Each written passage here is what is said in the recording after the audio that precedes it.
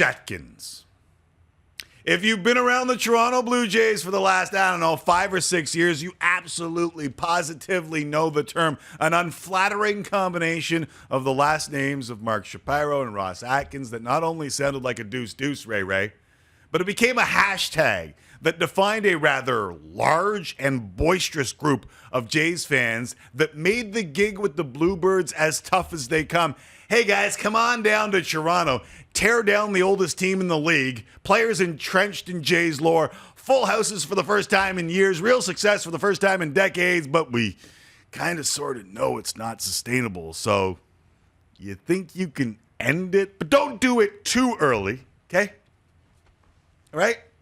Easy job, right? Well, the haters had plenty to work with, and work they did early on. Hashtag Shatkins. Hashtag fire Shatkins. Hashtag these guys don't care. Go back to Cleveland. I'm a yada, yada, yada the rest because we've all heard it.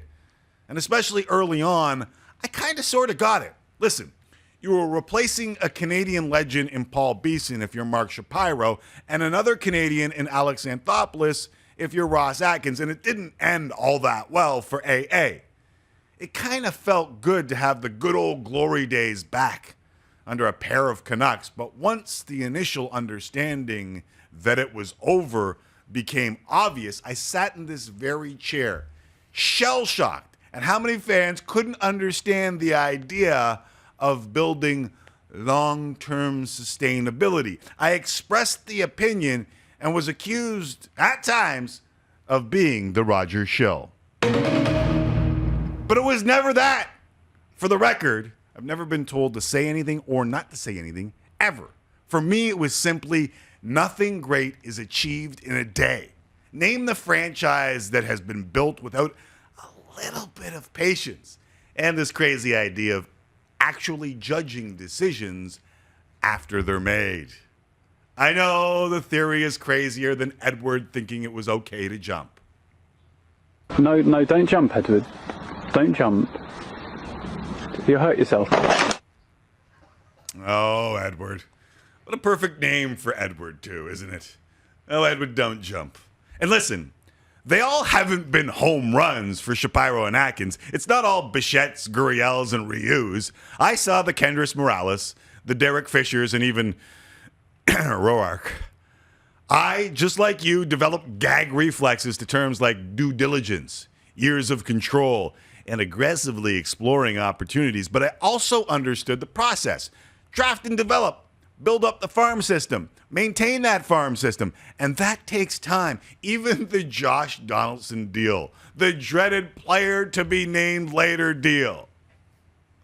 But when I scream about making rash judgments, about those needing to weigh in absolutes on instant analysis or trades or the offseason, the Donaldson deal might be the greatest example of shut the bleep up.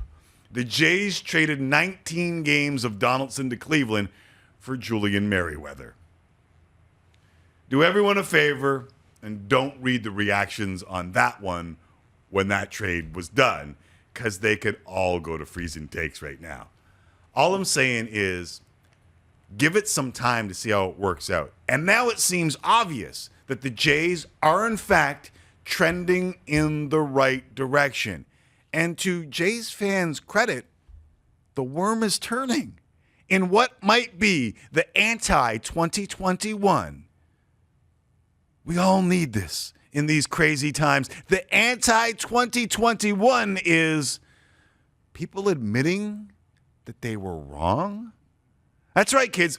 We posted the Ross Atkins extension on our Instagram, and I was struck by the comments.